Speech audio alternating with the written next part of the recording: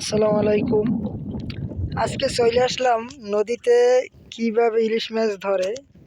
আজকে সম্পূর্ণ ভিডিওটা একটু দেখেন শুরু থেকে। আসলে আমি কোনোদিন দেখিনি যে এই মাছ ধরে, অনেক দিনের শখ, তাই আজকে চলে আসলাম।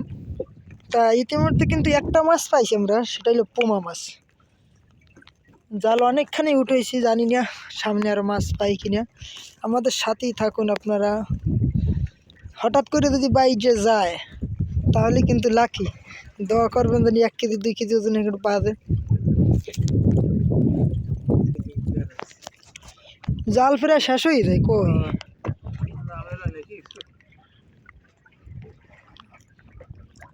এখনই একটা মাছ মনে হয় দেখা দেবে আল্লাহ দিলে। এটা হইলো আমাদের সেই পায়রা নদী। আল্লাহ, একটা মাছ দাম তো একটা পোমা মাছ পাইছি, আর পাইলাম না।